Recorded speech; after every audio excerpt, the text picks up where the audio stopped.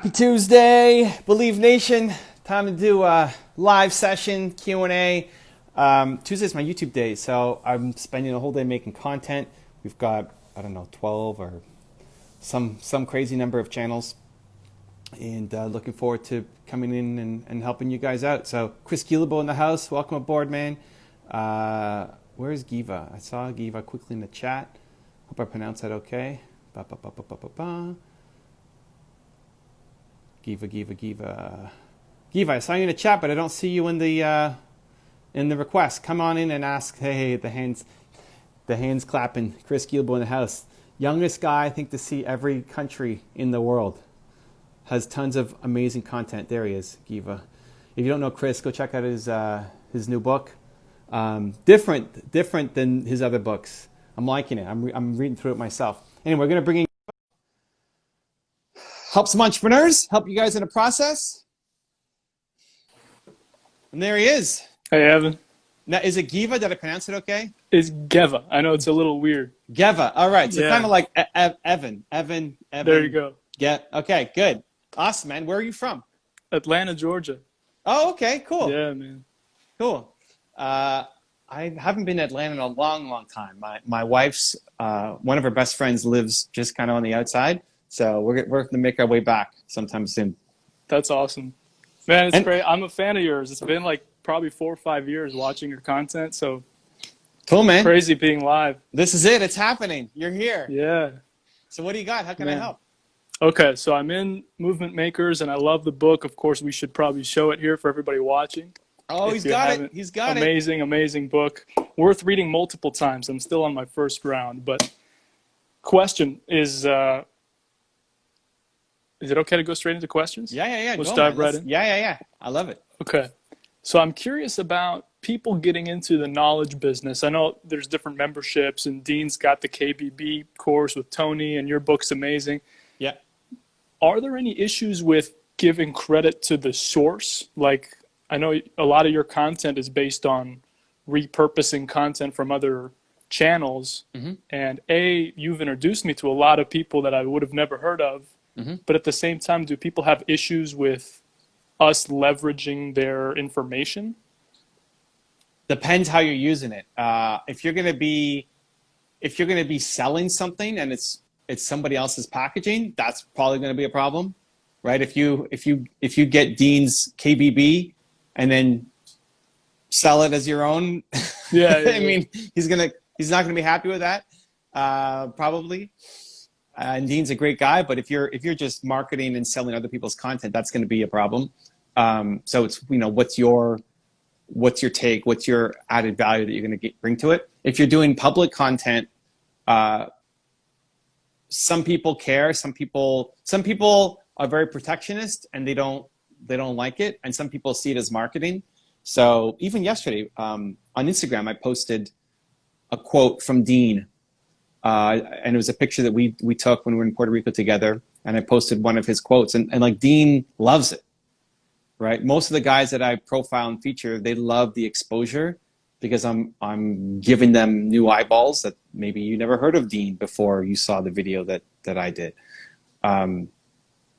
So we started off, who was the first one we made a deal with? Tony Robbins was the first one.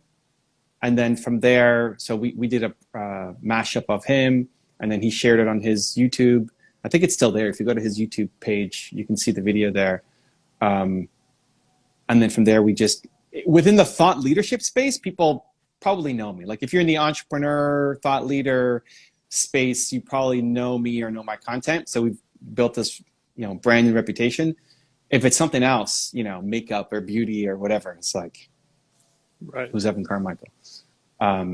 So I think if you're doing it to resell something, then no. I mean, I'd rather, if you love Dean's KBB, just be an affiliate for it, right? As opposed to trying to sell it on your own. Well, I'm even in the sense of selling a membership or selling any kind of knowledge product, such as if we're built to serve and we're teaching people go through what we went through 5 years ago in your example. Mm-hmm. You're showing them the strategies that you learned over the years, right? Like I read this book or I found this strategy from that person. There's no issues with intellectual property there, right? Like if you're Well, so give us example. Like what is it that you're trying to sell? the most impactful thing in my kind of working on the credo and doing Mm-hmm. your exercises Mm-hmm.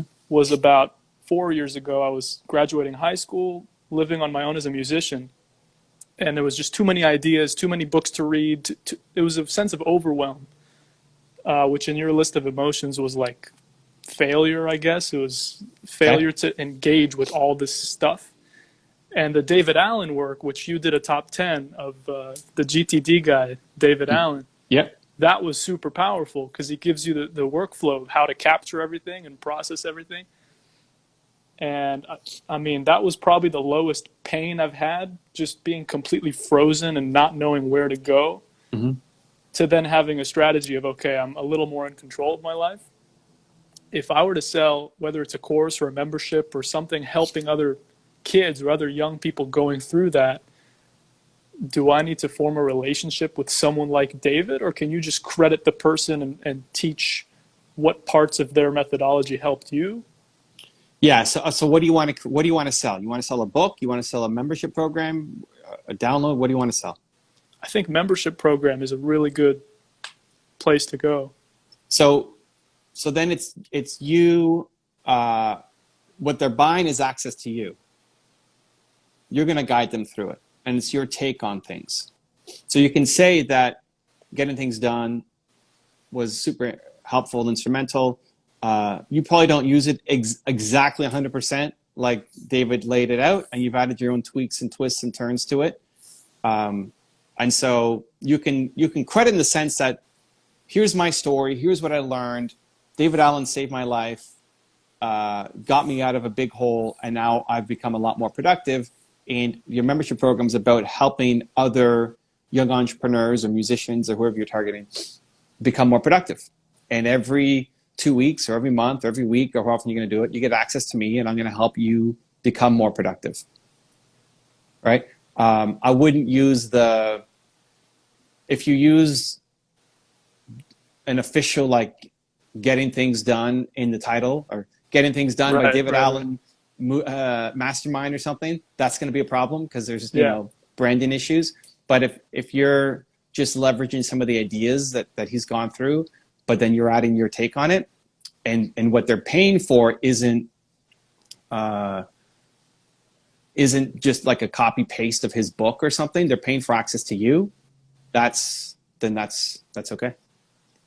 Awesome. That's good. Yeah, I mean, that was my biggest objection over the past year, seeing people kind of give all these tools of how do you start your mastermind or how do you start your service section. I think that's a question, though, I really want to ask you is about the sequence of your career. Mm-hmm. For guys like you and a lot of the thought leaders that you hang around, you guys had a previous career before YouTube and before these podcasts and these books. You know, like you had your exit, and I'm just now learning about a lot of your story. Yeah. That's probably a better way to go. At least it seems like I shouldn't be the one making content right now as a 21-year-old. I should go into business and have success in some way. But then again, your point on YouTube getting more and more saturated, and if there's anything I can offer to people going through what I went through, even if it was a small pain, what do you think about that? Like, I would recognize that you're still at the early stages of your journey of what you're trying to go off and accomplish, right? Is music the thing that you want to be known for? No, that was actually a really big identity crisis, which was another moment last year when you were on your tour, I think, last March, April, May. Okay. And I was dropping out of college, dropping out of music school. We were supposed to come to Atlanta on this year's tour. Yeah, it was on the list. It got canceled, but we're making it happen now. So, so you're not going to be a musician. You're going to be what instead? That's where the past year has been. It's been kind of a gap year, trying year. I was making money running Facebook ads for people, which it's not a passion. It was just a way to, scramble for money and help. Yeah. But it's been a little shocking the past year for a kid who grew up literally from age 5 to 20 being a pretty talented guitar player, getting scholarships, corporate gigs, charity gigs, all this stuff, to deciding, hey, this is not where I want to go. It seems like a dead end. The passion was gone. So everything you tell people about, you can follow your skill, but you're competing against passionate people, And I was competing against really passionate musicians who were, just working 24/7 and playing gigs.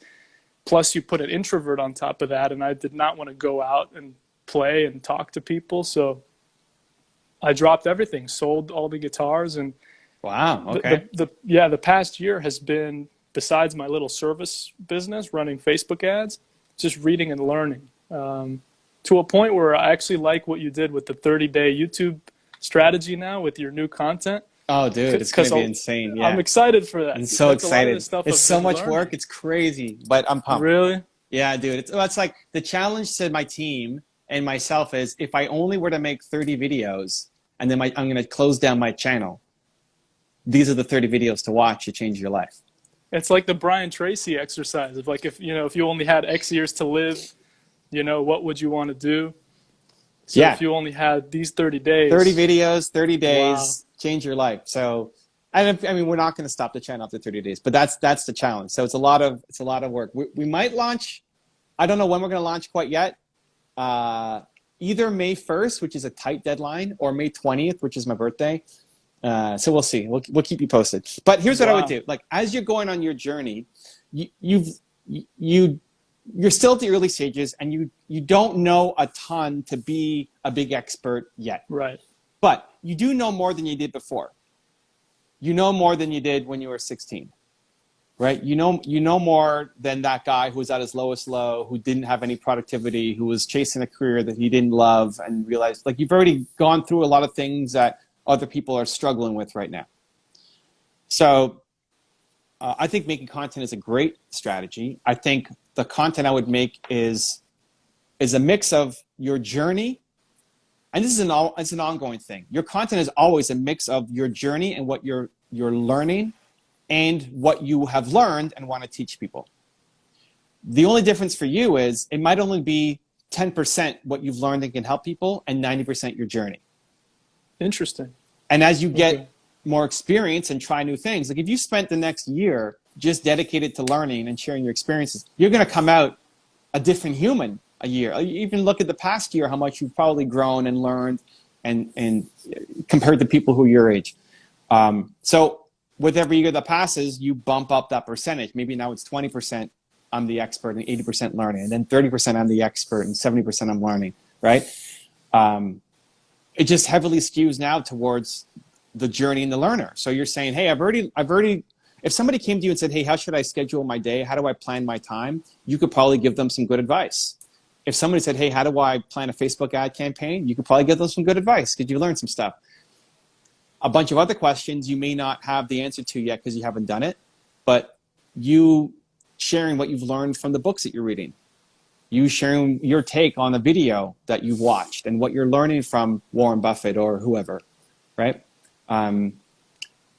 Taking people on your journey so that I can get inspired by watching you to say, if he's doing it, maybe I can do it too. Like, just the fact that you're willing to try becomes motivation to somebody else to go off and try.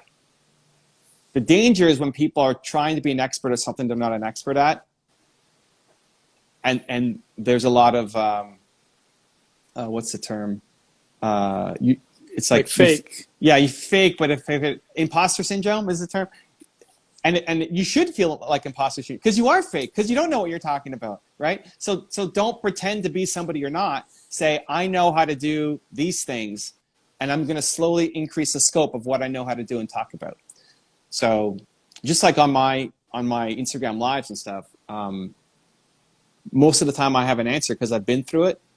But you're also asking me questions that I know how to answer, right? If you ask me, like, how do I make a pillow or something, like, I don't know, right? I have no idea. Just people ask me questions that are inside my lane. And then with every week and every month and every year, my lane slowly expands to what I'm capable of covering and talking about. So that's what I would do. I would start making content, documenting your journey.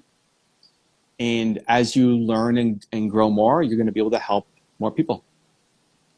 Nice. So you're saying kind of like the way Gary Vaynerchuk says to document, don't create, but essentially here we're just changing the percentage from 10% create, 90% vlog, document the journey. Is that kind of where it's going? And then the percentage changes over time? Yeah, as you gain more experience and skills, the percentage changes. Yeah. Yeah, I would even look. I mean, on top of document create, I would add interview. So part of your learning would be, hey, I'm gonna bring on Evan because I want to learn how to, like, this could be your first interview. Use it, right? And, I love that. when you're trying to do an interview, listen, you have an advantage in that you're young and people like to help young people out, right? If you were 45 doing this, it might be a little bit harder, right? But you say, hey, I'm young. I'm a young entrepreneur. I'm going on this journey to discover myself. I'd love to have you come on and answer a couple questions to help me. And you turn it into a coaching session that you want value from, not what you hope your audience is going to care about. A lot of people my age go through the, no, don't start like, I'm struggling with this. How do I get through it? So you make it a free coaching session for you. Like you might get David Allen on, who otherwise may not talk to you, but because now you're making this show, he'll come on and answer your questions and you can share your story about how he helped change your life. And what I'm struggling with is these three things about your book that I didn't quite understand. And then you get free coaching. So I don't know if you want to call that document or create, but it's your learning process to try to bring on mentors who can guide you, if only for, a quick 25-minute call. Okay. And regardless, you think that's a better strategy than staying private offline for 5 or 10 years, having some kind of win or some kind of victory before starting the content? Yeah, because I think the victory is in showing the journey of you getting the victories. Like if I was starting off from scratch right now, it's what I would be doing. Even if you look at my early days of my content, and you can go back on the channel, it's also there. I didn't talk about myself at all. Even though I had sold my business and I had an exit and made some money, I was still too shy, too low self-confidence to feel like, well, I always thought, why care about my story? I'm talking about Walt Disney and Right. Oprah Winfrey. Like, who cares that I sold my first business, right? These are huge people. So I didn't really tell much of my story at the beginning at all. If you go back on the Top 10 Rules series, there were years of top 10s before I ever did one on me. And that took a while of just gaining confidence and more belief in myself for that. So I think that the problem is if you're coming out and saying something and pretending to be an expert on something that you're not, and you don't have domain expertise in, that's where it gets problematic. That's where then you should be just saying, I know this, I'm 10% at this, and that's where I'm going to focus my advice giving. And everything else is, here's what I'm learning. And you can't combat. Like if you read Think and Grow Rich for the first time, and you do a video, or Built to Serve for the first time, and you do some kind of content on it, it's your opinion on it. So here's what I learned from Evan's book, and here's how I'm trying to apply it to my life. And here's what I loved, and here's what sucks, and this is my journey. You can't refute that because it's your journey and your opinion on it. As opposed to somebody coming to you and saying, hey, what should I do with my life? And you telling them, you need to go do this, but you're not sure, you haven't been through it. That's when you can start to get called out, and that's when people will start to criticize you. They'll go, well, have you done it? Have you gone through it? Right. That's the question. Do you think there's room online for people doing, I know you said book thinkers, you had the guys last week, for people to just talk and review content, review books and information? If you tell your story with it. I think people that's are the biggest, following the personalities. Yeah, it's like you want people to connect with you. You want people to also feel like they're somebody who's around your age, who also feels like they're an introvert, who also feels like they had massive talent at something, but they're not passionate about it, and they're not courageous enough to drop it, to go for something else when you don't know what that something else is, right? You're like, I stopped playing guitar without having anything else to go to. I don't know what I'm doing. I'm trying to figure it out. And so we kind of did some Facebook, but I don't have my life mapped out. I just know that guitar is not for me. That's a bold decision that a lot of people are way too afraid to make. So do you think maybe that's the story to go with, rather than having been a kid who was maybe overwhelmed or stressed, because it's more of a specific story to All of it, quit like something, overwhelmed and everything. stressed. You just have to take me deeper inside. Just saying that you're overwhelmed and stressed doesn't connect because it's too general. Yeah. Take me inside, like what caused the overwhelm? What caused the stress, right? Like I grew up with whatever. Right? My mom beat me. Sure. Like whatever, right? If or your uncle kept telling you that you suck, like the specific stories inside it are the things that will then connect people to you.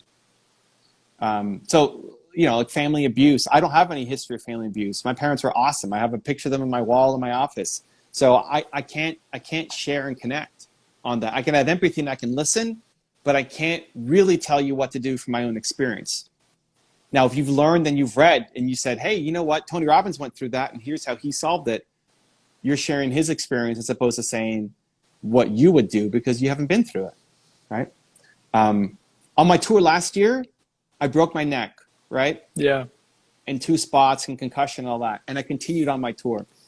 And it was like such a highlight, right? That I kept going even though I broke my neck. But up until that point, whenever somebody called in to an Instagram live like this or the radio show I had or any of that stuff, and they would ask me about physical pain, like I suffer from this. I never had a really good answer because I've never really been through massive physical pain. But now I have. I broke my neck in 2 spots. What do you got, right?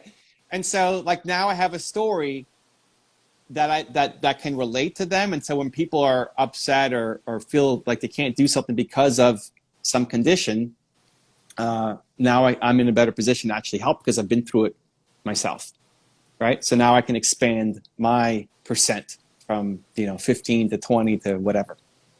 Exactly. So it just sounds like there's a shift now of people sharing their own story and kind of expanding publicly instead of doing all your work, training for 10 years and then here you are, the expert is ready to go. But that still is like the training for 10 years, just show the journey of you training for 10 years. Yep.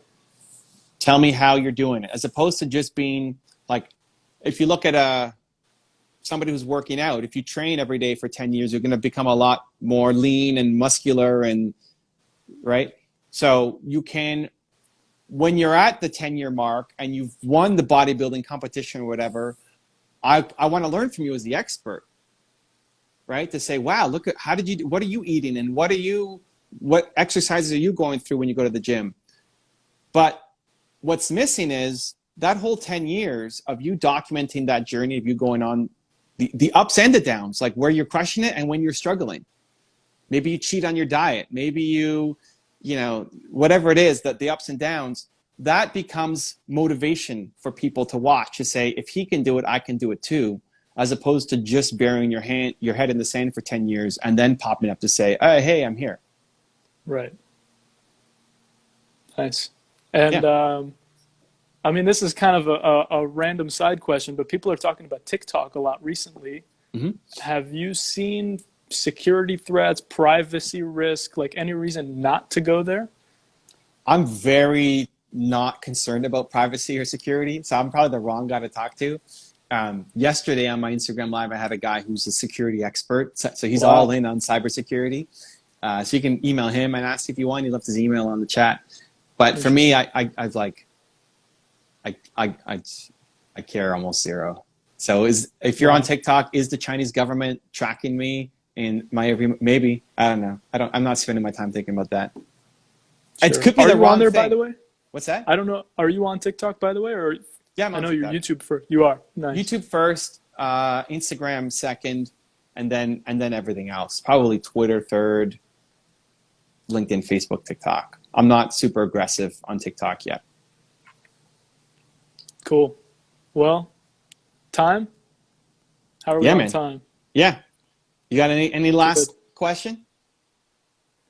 Just targeting. I know. So your book had this exercise, amazing exercise, where you talked about identifying the feeling of the demographic, like what's the pain? Yeah. And then what's the second one? The demographic, like their age. And for you, it was entrepreneurs with no money. They're young. Yep. The interest for you as entrepreneurs. Are those the exact, like, do you want to go that specific? Or in my story, would I just go to anybody young, 15 to 25? Is that too wide to just go based on age? age plus what? So I think if you're on your journey to find yourself, your journey to figure out your passion for the rest of your life, that's something a lot of people can relate to, especially young people.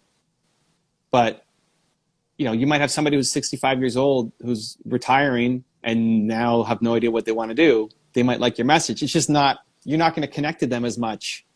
You don't know how to help them as much as somebody who's 17 because you've been there. Right. And there's a lot of people who are in that 15 to 24 range that don't know what they want to do next. And they may not connect with Evan Carmichael or Gary Vee or Grant Cardone or whoever is out there creating content. But they'll connect with you because they know your story. And so I think age is a good one for you. It may not be the one for everybody, but I think it's a good one for you. But plus the journey and struggle to find yourself, and you've already gone through it of not knowing that you don't want to do guitar, and being willing to drop that to then go off on this journey to find yourself. Like this, the next year is just like I'm going this 30-day challenge for the YouTube. Like it's your 365-day challenge to find yourself. And in those things that you do, maybe 30 out of the 365 days are actually like insane, mind-blowing days, and a lot of stuff you try just sucks and goes nowhere. But the fact that, again, that you're willing to try is going to be inspiration to people. And then if you've done, like if you took the next year and said, for the next 365 days, I'm going to learn something new every day, whether it's a skill, whether it's a video, whether it's opening my mind to something I've never seen before, whether it's going into a bookstore and reading a magazine about horses, right? Like maybe you care zero about horses, but you're just going to challenge yourself to learn about something that you've never learned before. A lot of those might be failed experiments because creativity is messy, but you'll get some random things in there that might change your life. Like for me, salsa dancing changed my life, even though on paper it made no sense. I don't speak Spanish. I'm too tall, so I take big steps. I never learned dancing growing up. Super awkward. All of these things against me, and yet I love salsa dancing. I met my wife through it. I own the largest dance studio, in Canada, maybe North America. And so in taking that challenge of the next 365, learning one new thing a day, some of them might be big things, and some of them might be as simple as I'm going to learn about horses today. You're gonna in sharing that journey, inspire people to go and learn something for themselves. And then after you come out of that year, you'll have figured out 30 different things that work. I like that. At the very beginning, we had Chris Guillebeau in the house. I don't know if he's still watching, but Chris is the youngest guy to visit every country in the world. There's 193 countries, I think, in the world. And so his name is 193 countries or something on Instagram. And at the beginning, it was just his creative journeys. Like, I want to go and see all these countries because I want to see the world. And then it became a challenge of I'm going to go to every country in the world. I'm going to be the youngest person to do it, right? It expanded. And then after he did it, I forget how old he was, 23 or something when he did it. He then started getting a lot of questions. Well, how do you do it? I want to go travel the world, but I don't have $1 million, right? He's like, well, I didn't have $1 million either. I just made money on the side everywhere I went. And then that became what he taught people. He's known for being the side hustle guy. He's teaching people how to find a side hustle, how to make money off of $100, all of these things that supported him in building his journey that now he teaches because he went and did the 193 countries. So as you go off on a 365 journey of learning new skills, you're going to learn a couple things along the way that then you can then teach people, whether that becomes book writing courses, videos, consulting, speaking gigs. Yeah. I love it. Thank you. Cool, man. All right. That's Good awesome. luck. Much love. Everybody, I know this is probably your audience on here, but if anybody hasn't read this, we have to promote this. Built to serve. I look forward to your content, your 30-day challenge. That's awesome. Coming soon. Thank Appreciate you, you, man. Thank you for the love. Take care. Yeah, man.